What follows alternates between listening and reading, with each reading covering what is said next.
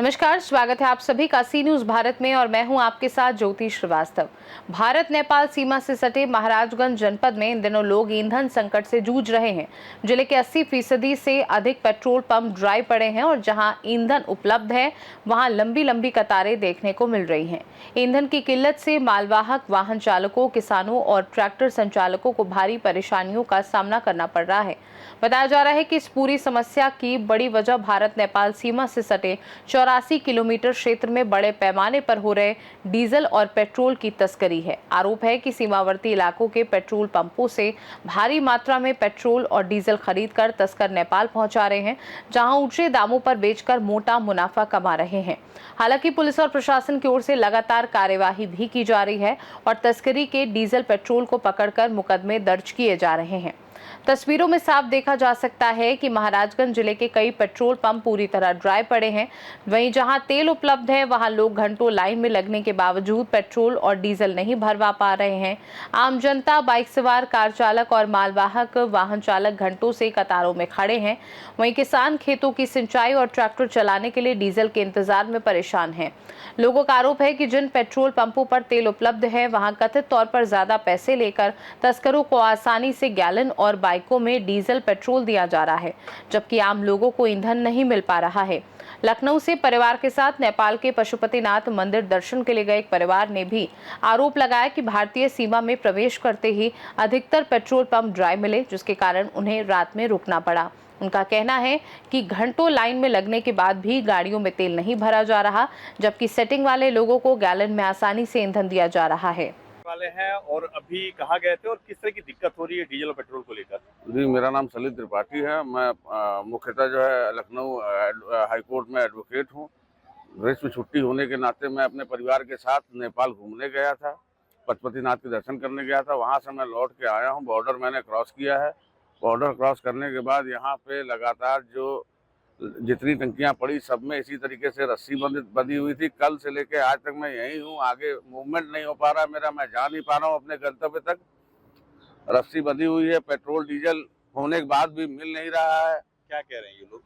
यही कह रहे हैं कि अभी जो है क्या कहते हैं नहीं मिल पाएगा। अभी जो क्या कहते हैं हमारे पास जो है वो मैनेजर साहब ने ऑर्डर नहीं किया है और जो प्रशासन है उन्होंने ऑर्डर नहीं किया। जब तक प्रशासन नहीं कहेगा तब तक हम डीजल पेट्रोल नहीं देंगे। अब प्रशासन ने तो अभी तक मना ही नहीं किया, ऐसा ना कोई सर्कुलर इशू किया, ना ही कोई ऐसा जीओ है, बल्कि हमारे माननीय मुख्यमंत्री जी वो साफ साफ कह रहे हैं कि हमारे यहाँ पेट्रोल और उसके सर्कुलेशन में कोई समस्या नहीं है। माननीय प्रधानमंत्री जी कह रहे हैं कि हमारे यहाँ सर्कुलेशन में कोई समस्या नहीं है। जो सीमावर्ती जिले हैं यहाँ जो पेट्रोल पंप है वो नेपाल में चूंकि रेट अधिक है तो तस्करी की बात इस तरह की बात?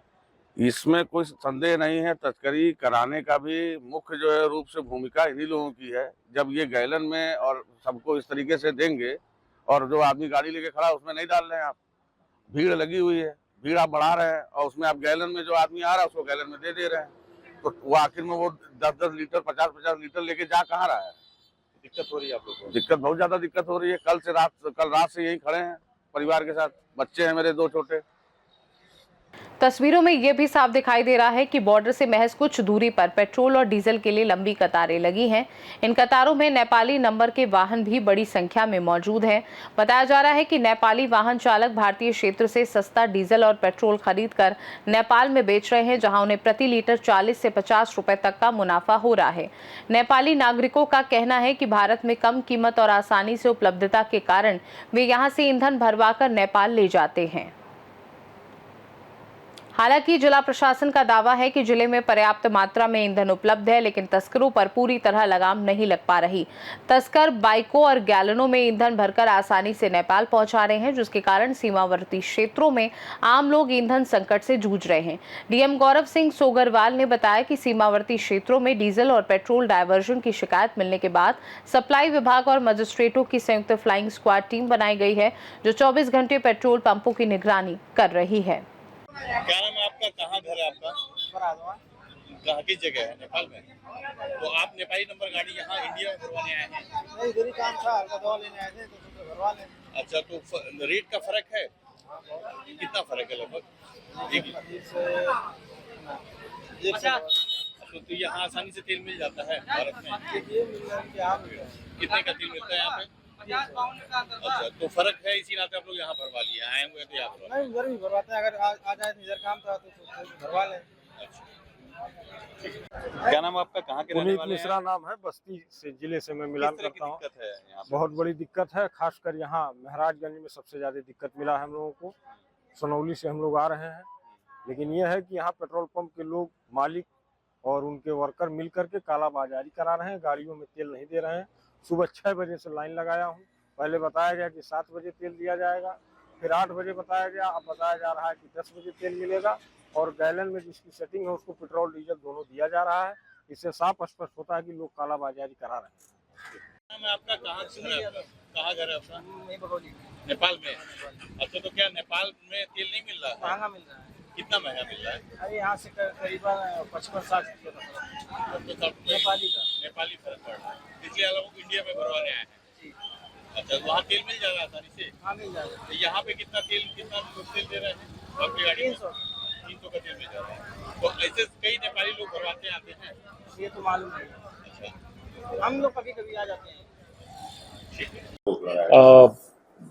देखिए, अभी पिछले कुछ दिनों से खास तौर पर ये संज्ञान में आया था कि कुछ बॉर्डर एरिया में जहाँ पे कुछ लोग पेट्रोल डीजल का डाइवर्जन कर रहे थे, तो पुलिस विभाग, सप्लाई विभाग और हमारे मजिस्ट्रेट की हमने तीनों विभागों की एक फ्लाइंग स्क्वाड बनाई है, जो 24 घंटे पेट्रोल पंप से लेने वाले जो लोग हैं वहाँ, जो जहाँ पे इस तरह की शिकायतें आ रही हैं, उन शिकायतों को तुरंत मौके पर जाकर उसको देख रहे हैं। अगर शिकायत सही पा रही है तो तत्काल कार्रवाई कर रहे हैं। उसी क्रम में कल भी टूटीबारी के अंतर्गत एक व्यक्ति जो 170 लीटर के आसपास लेके जा रहा था, 3/7 आवश्यक वस्तु अधिनियम 1955 के अंतर्गत उस पर कार्रवाई की गई है। और अभी सभी मजिस्ट्रेट्स को, सभी SDMs को, सभी COs और SHOs को निर्देशित किया गया है कि इसकी इस तरह जो भी व्यक्ति कर रहा है उसके खिलाफ तत्काल कार्रवाई कीजिए। कालाबाजारी, अवैध होर्डिंग, अवैध स्टॉकिंग करके जो इस तरीके का गोरख धंधा चला रहे हैं, उन सबके खिलाफ प्रशासन सख्त है और लगातार कार्रवाइयाँ की जा रही हैं। और सभी जनपद वासियों से भी अपील करते हैं कि स्टॉक की कोई कमी नहीं है, उतना ही लें जितनी आवश्यकता हो। स्टॉक करने पर आप लोगों के खिलाफ भी, जो इसको स्टॉक कर रहे हैं और जो करवा रहे हैं, उनके खिलाफ भी कार्रवाई लगातार जारी रहेगी। सीमावर्ती एरियाज़ में चौकसी बढ़ाने के लिए पुलिस को भी निर्देश दिए गए हैं और किसी भी विभागीय कर्मचारी या अधिकारी की संलिप्तता होगी तो उस पर भी कठोरतम कार्रवाई की जाएगी। सबको निर्देशित किया गया है, DSO पूरे विभाग को निर्देशित किया गया है कि अधिक से अधिक मात्रा में ऐसे लोगों को पकड़ें, आम जन को सुविधा हो, किसान भाइयों, हमारे जो आम जन हैं उनको कोई परेशानी का सामना ना करना पड़े। कुछ लोगों के कारण जो ऐसा हो रहा है उन लोगों पे कठोरतम कार्रवाई की जाए। महाराजगंज से सी न्यूज संवाददाता अंगद शर्मा के साथ शरवण यादव की रिपोर्ट। फिलहाल प्रशासन तस्करी रोकने और ईंधन आपूर्ति सामान्य करने के दावे कर रहा है, लेकिन जमीनी तस्वीरें हालात की गंभीरता साफ बयां कर रही हैं।